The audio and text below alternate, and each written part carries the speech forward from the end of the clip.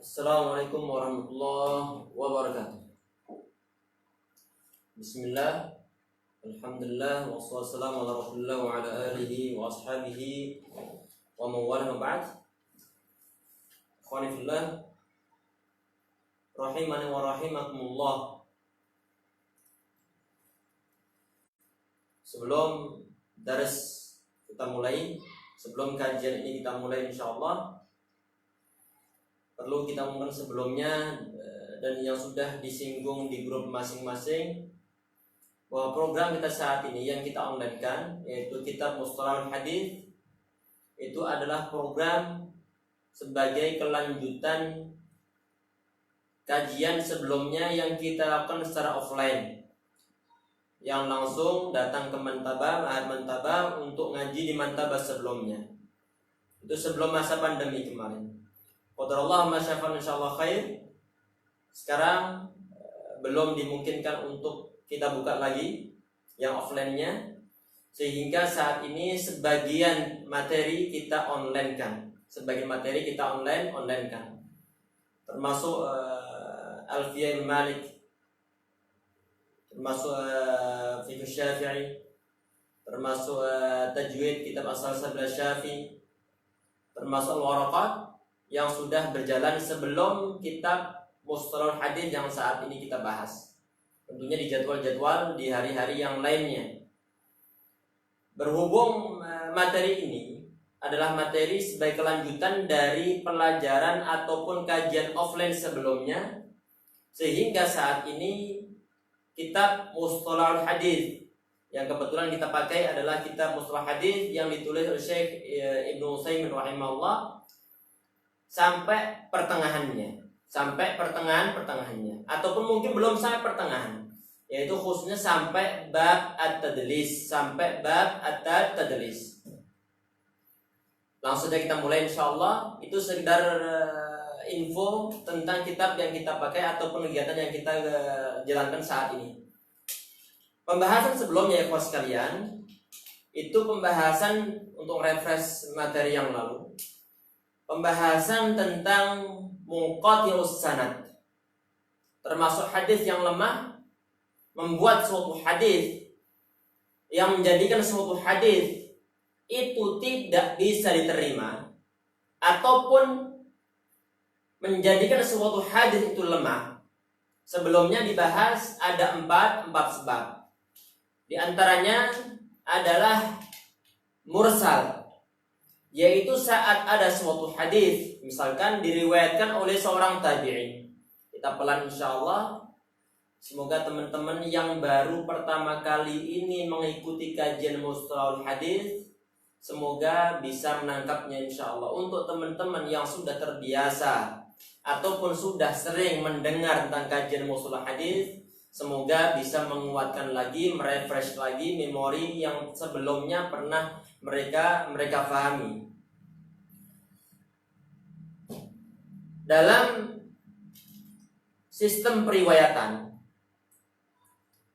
level-level perawinya dari Nabi Muhammad SAW, beliau meriwayatkan ke para sahabat, dari para sahabat ke para tabi'in, yaitu generasi yang setelah para sahabat, yang disebut sebagai tabi'in.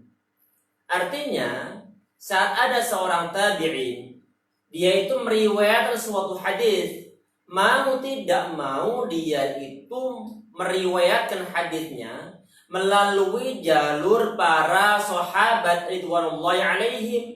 Karena kenapa? Kalau seandainya ada orang nih yang generasi setelah sahabat, tahu-tahu dia meriwayatkan suatu hadis, langsung disandarkan pada Rasulullah SAW. Mestinya seorang tabi'in, dia itu berhasil mendapatkan periwayatan suatu hadis itu adalah dari jalur sahabat. Kok tahu-tahu dari seorang tabi'in langsung loncat sampai kepada Rasulullah SAW. Sehingga bisa dikatakan bahwa sistem periwayatan semacam ini, kalau seandainya ada, maka sanadnya terputus. maka sanadnya tidak nyambung kepada Rasulullah SAW. Karena kenapa? Karena ada satu level yang di skip, tidak dilalui. Ini diantara suatu faktor kenapa suatu hadis termasuk hadis yang lemah. Nanti ada pembahasan khilaf di antara para ulama, misalnya mursal sahabi apakah termasuk hadis dhaif ataukah tidak. Nanti ada pembahasan level yang kedua insyaallah. Ini ya ikhwas sekalian, ini kitab ini termasuk lil mubtadiin.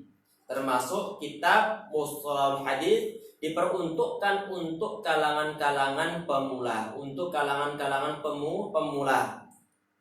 Walaupun aslinya ini masih sebenarnya ini bisa dikategorikan sebagai yang pertengahan, sebagai pertengahan. Karena sudah banyak contoh-contohnya. Kadang-kadang ada pembahasan yang detail yang disampaikan oleh Syekh Utsaimin.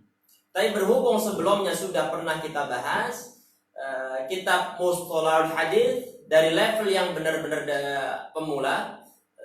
Sebelumnya kita pernah bahas Manzumah Al-Baiquniyah, sudah pernah kita bahas. Jadi kita mencoba yang sebelumnya itu dari berbentuk nazam, berbentuk bait-bait syair. Sekarang ini kita bahas untuk kitab Mustalah Hadis yang bentuknya prosa, prosa ataupun nathar. Mungkin suatu saat nanti kalau memungkinkan kita bahas Mustalah Hadis yang untuk pemula juga. Jadi nanti bahasanya bahasan nazam lagi insyaallah untuk pemula, tapi masih banyak juga pembahasan yang mungkin sebagian kitab tidak ada pembahasan di dalamnya. Jadi saling mengisi antara satu kitab dengan kitab yang lainnya, satu kitab dengan kitab yang lainnya. Ikhwani fillah rahimani wa rahimakumullah. Tadi yang kita bahas itu adalah munqati'us sanad. Suatu hadis yang terputus sanadnya. Saat sanad itu tidak nyambung dari si fulan sampai Rasulullah SAW, maka membuat hadis yang diriwayatkan dengan sanad yang modelnya terputus semacam itu, hadisnya termasuk hadis yang lemah. Hadis yang lemah. Di antara bentuk model munqati'us sanad adalah yang disebut hadis mu'allaq, yaitu dari awal sanadnya terputus. Tidak disebutkan. Termasuk lagi adalah hadis yang mu'dal. Kalau hadisnya adalah hadis mu'dal, di situ nanti ada unsur bukan hanya satu orang perawi yang terputus, tapi dua orang perawi. Dua orang perawi secara berturut-turut tidak disebutkan. Misalkan dari seorang tabi'ut tabi'in, yaitu generasi yang setelah tabi'in, yang disebut tabi'ut tabi'in. Tahu-tahu dia ini meriwayatkan suatu hadis langsung mengatakan qala Rasulullah SAW. Rasulullah SAW bersabda. Tidak mungkin, jelas tidak mungkin. Tidak mungkin seorang tabi'ut tabi'in dia itu mendengar hadis langsung dari Rasulullah SAW. Karena kenapa? Dua generasi di skip. Dua generasi tidak disebutkan. Seorang tabi'in nggak disebutkan, gurunya nggak disebutkan. Kemudian guru nggak disebutkan, yaitu seorang sahabat. Sehingga ada dua tabaqah minar ruwat. Ada dua level rawi, yaitu tabi'in sama sahabat yang tidak disebutkan. Ini alat tawali secara berturut-turut. Kalau gugurnya rawi secara berturut-turut yang semacam ini, maka di hadisnya disebut hadis mu'dal, termasuk hadis yang lemah. Ada lagi nanti termasuk hadis yang lemah munqati'us sanad, yaitu munqati' pada umumnya. Tidak pandang apakah yang gugur itu satu orang perawi, ataukah dua orang perawi, ataukah tiga orang perawi, maka semuanya disebut sebagai hadis yang munqati', hadis yang terputus sanadnya. Yang sebelumnya pernah kita bahas, munqati' itu bukan maqtu', pernah kita singgung sebelumnya. Itu yang kemarin kita bahas tentang jenis hadis yang munqati'. Kemudian sekarang ini ya ikhwas sekalian, sebagaimana yang kita umumkan tentang bab at-tadlis. Tentang bab at-tadlis. Sekarang kita perhatikan, silahkan dibuka untuk kitab cetakan yang Anda pakai ini, yang seperti ini. Ini halaman 23. Halaman 20-23. Tadi yang diumumkan di grup, yang bentuk PDF tadi Allah alam, tadi halaman berapa tadi sudah kita umumkan. Silakan dibuka halaman tersebut. Kalau seandainya dimungkinkan bagi antum untuk mencari kitabnya, silakan dicari kitabnya di toko-toko kitab yang terdekat. Insya Allah ada harganya murah. Kalau nggak salah kemarin ini sekitar di bawah 20 ribuan, di bawah 20 ribu. Kalau nggak salah kemarin, Allah alam. Yang untuk cetakan, yang untuk terjemahan bahasa Indonesia, Allah alam. Tadi Anda sempat browsing, nggak melihat harganya, cuma Anda mencari sampulnya. Kemudian diumumkan di channel Telegram Ma'had Mantabah. Silakan dicari, barangkali antum ketemu nanti. Semoga bermanfaat, semoga memudahkan untuk memahami tentang ilmu mustalahul hadis, ilmu mustalahul hadis insyaallah. Barakallahu fikum. Bismillah. Qala musannif rahimahullah wa nafa'na bihi wa bi'il fid dharain amin. At-tadlis, bab at-tadlis. Di situ ada, dalam bab ini ada 1, 2, 3, 4. Ada 4 sub bab. Ini enggak panjang-panjang, yang tadi Anda sampaikan. Ini adalah kitab untuk pemula. Yang pertama ta'rifu, yang dibahas oleh beliau adalah ta'rifu. Ta'rifu di sini maksudnya adalah definisi tadlis itu apa? Kita langsung bacakan ke definisi tadlis yang nomor pertama di situ. At-tadlis yaqul hadits bisanad, yaitu membawakan suatu hadis disertai dengan sanad. Ada seorang perawi, ya, seorang perawi. Dia meriwayatkan suatu hadis, mengadakkan suatu hadis kepada muridnya, disertai dengan sanad. Artinya serentetan para perawi, orang-orang yang meriwayatkan hadis dari si fulan, dari si fulan, dari si fulan sampai Rasulullah Shallallahu Alaihi Wasallam. Itulah yang disebut sebagai sanad. Saat di sini katakan siyaqul hadis di sanad, meriwayatkan ataupun membawakan suatu hadis disertai dengan sanadnya. Yuhimu anna wa'ala mimma kana alaihi fil waqi'. Saat dia membawakan hadis tersebut dengan disertai dengan sanadnya, dari redaksional bahasa yang dia pakai itu menimbulkan suatu kesan di sini. Yuhimu anna wa'ala mimma kana alaihi fil waqi', menimbulkan kesan hadis tersebut lebih tinggi derajatnya. Lebih tinggi derajatnya, maksudnya lebih tinggi derajat dari segi perawinya. Mungkin dari segi riwayatnya, sanad yang tinggi. Mimma kana alaihi waqi', dari yang sesungguhnya, dari yang sungguh-sungguhnya.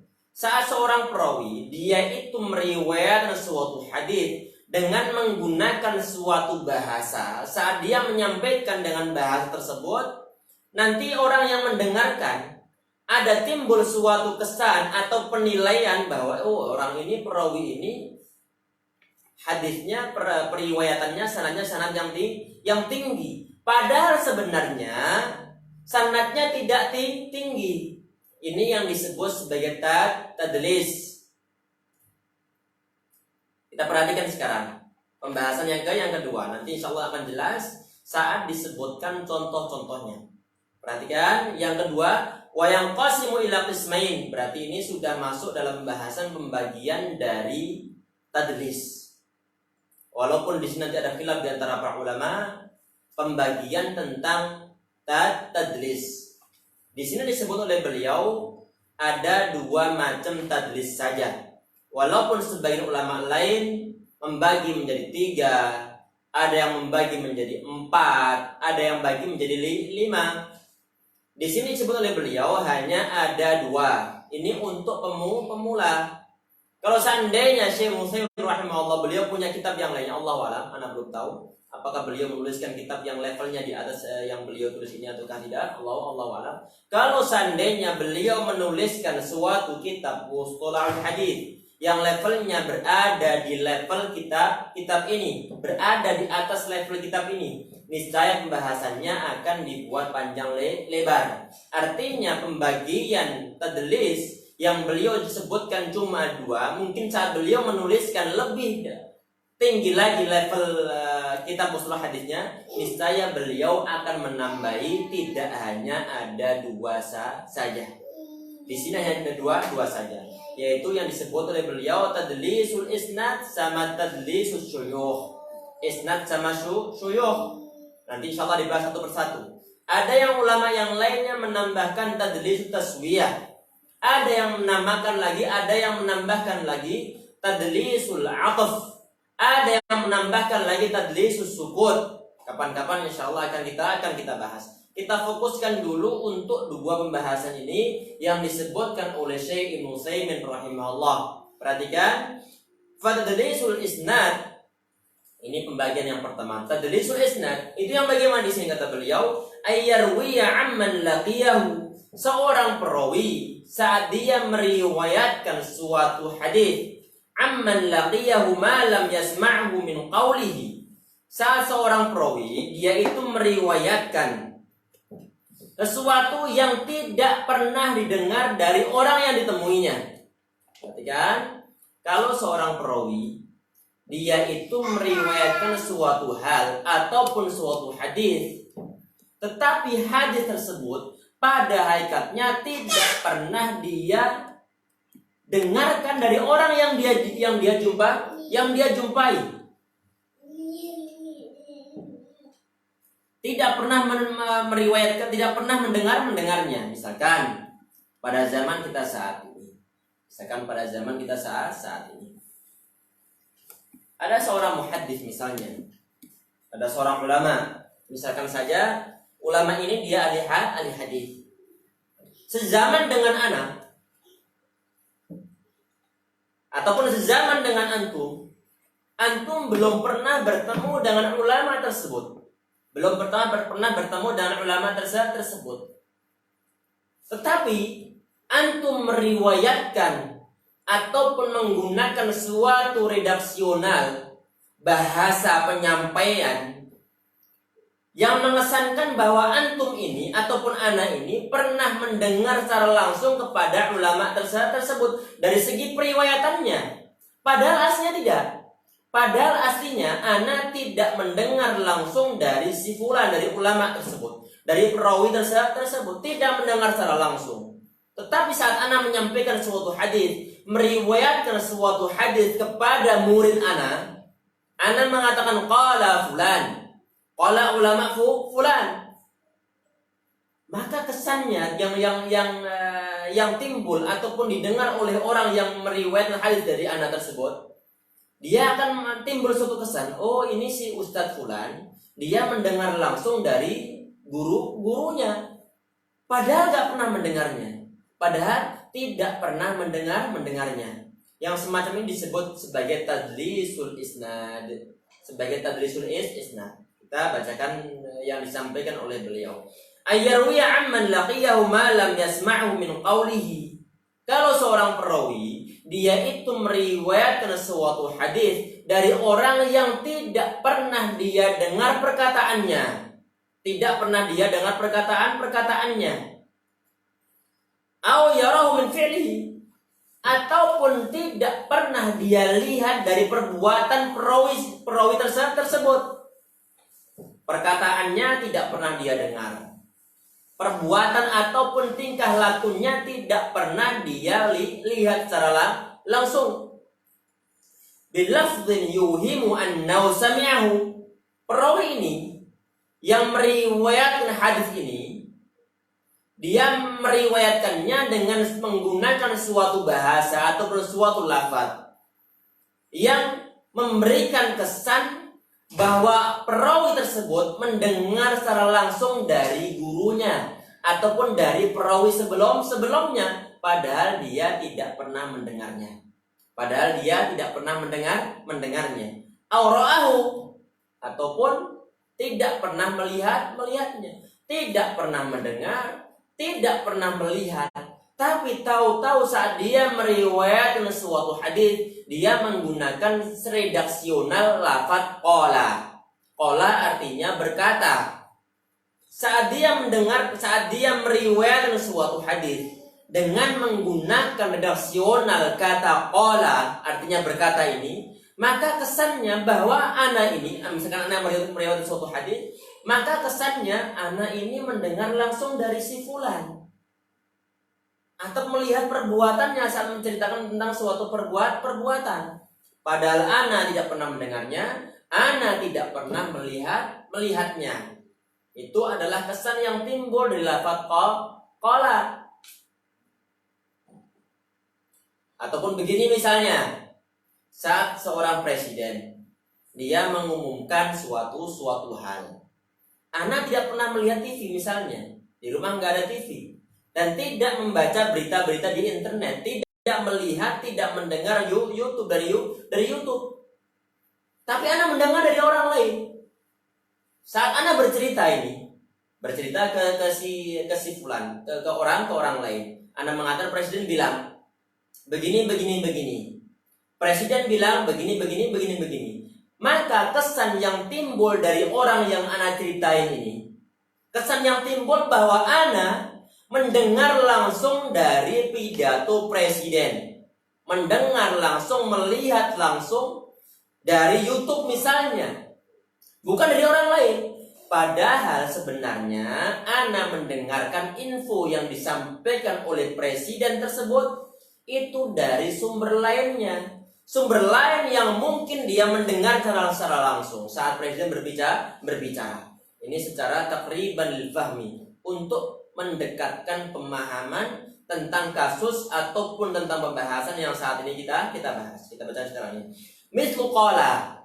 Jadi lafaz ya ikhwas sekalian, lafaz yang menimbulkan suatu kesan bahwa perawi ini mendengarkan langsung hadis yang dia riwayatkan dari gurunya secara langsung, itu adalah saat dia itu menggunakan rasional jazm, yaitu seakan-akan mendengar secara langsung. Ada unsur kepastian di sana, yaitu menggunakan lafaz qala au fa'ala, ataupun menggunakan redaksinya lafaz fa'ala.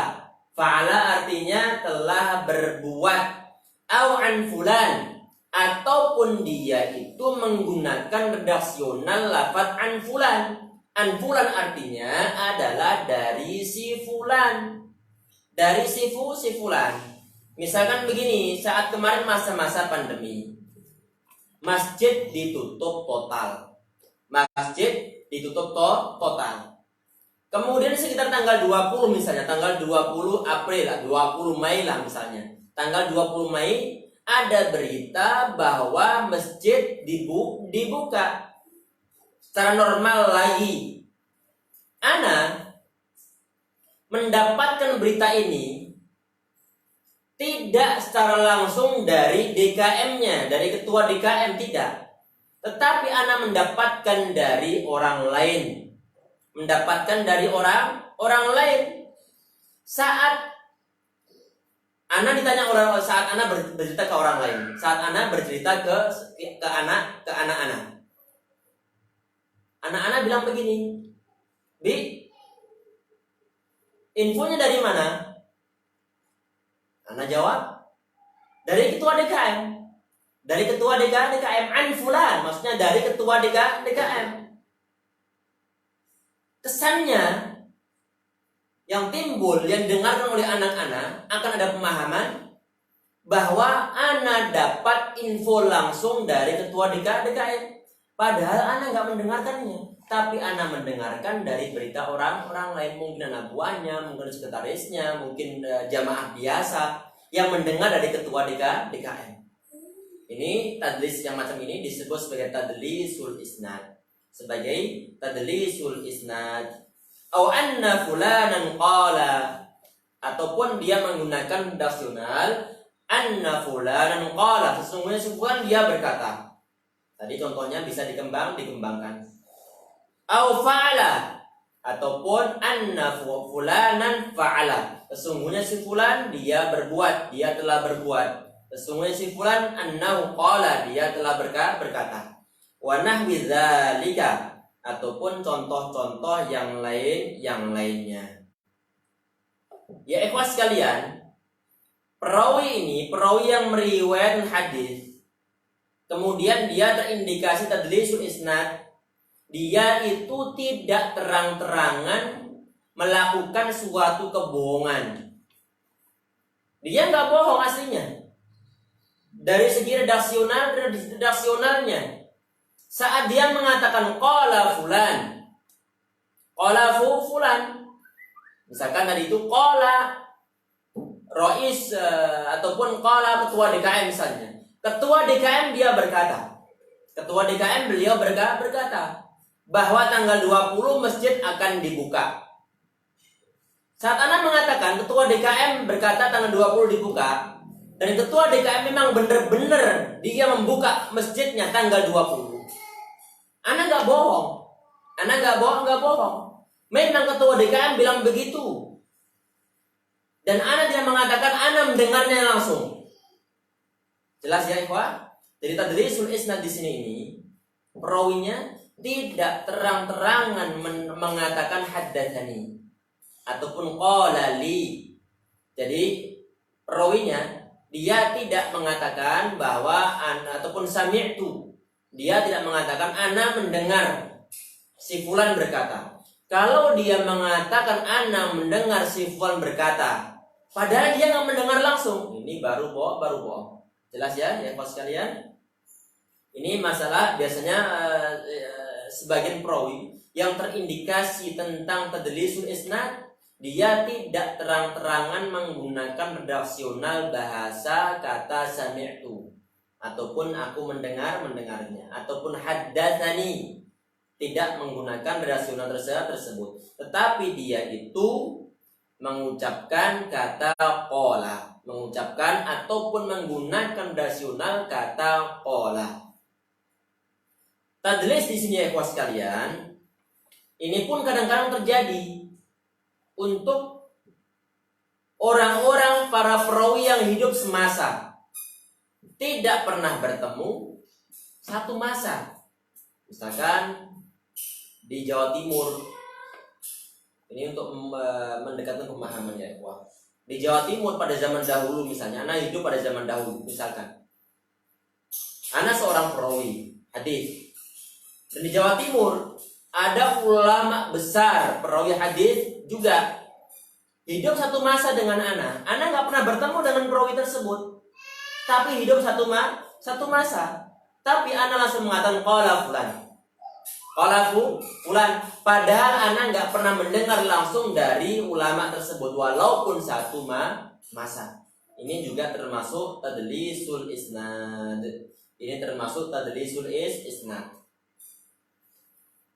Contohnya di sini ya kawan sekalian. Contohnya ada suatu riwayat. Ini kebetulan di kitabnya ini tidak disebutkan contohnya. Contohnya adalah misalnya di sini ada, bukan dari kitab ini, ambilkan dari kitab lain, adalah hadis yang diriwayatkan oleh Ali bin Khashram rahimahullah. Qala kunna inda Ibnu Uyainah. Saat itu anak berada di sampingnya Ibnu Uyainah rahimahullah. Faqala qala Zuhri. Imam Ibnu Uyainah beliau mengatakan qala Zuhri. Imam Az-Zuhri beliau berkata. Qila lahu, kemudian ada orang yang bilang begini, sami'ta minhu? Asami'ta minhu? Apakah engkau mendengar langsung dari si fulan, dari Imam Az-Zuhri? Beliau enggak menjawab, tapi beliau langsung mengatakan qala Az-Zuhri. Qala Az-Zuhri, Imam Zuhri berkata. Kemudian orang lain tadi yang bertanya, nanya lagi dia, apakah ente mendengar langsung? Asami'ta minhu? Qala la, kata Imam Ibnu Uyainah, ana enggak mendengar langsung. Tetapi ana mendengar dari Abdul Razak, an Ma'mar, an Zuhri. Zuhri. Ini termasuk tadlisul isnad. Tidak mendengar langsung tapi menggunakan redaksional seakan-akan dia itu mendengar langsung dari perawi sebelumnya. Masya Allah, ini sudah di akhir waktunya, sudah 30 menit. Insya Allah pekan depan ya kita bahas, semoga bisa terus pelan-pelan ya bos sekalian. Kadang-kadang kelupaan, kecepatan ngomongnya, semoga bisa kita perbaiki, bisa ditangkap dengan jelas. Semoga yang kita sampaikan, kita bahas pada pertemuan kali ini bisa ditangkap. Walaupun mungkin belum semuanya, tapi sebagian ada ataupun intinya bisa ditangkap insya Allah. Amin ya robbal alamin. Semoga bermanfaat, menambah wawasan kita. Semoga usaha kita untuk mempelajari mustalah hadis diberikan keridhaan oleh Allah Subhanahu wa taala. Semoga Allah Subhanahu wa taala mengampuni kita semua kalau seandainya ada salah ataupun kealpaan yang terjadi dalam majlis ini, insyaallah majlis yang berkah insyaallah. Semoga diberkahi oleh Allah Subhanahu wa taala. Amin ya rabbal alamin.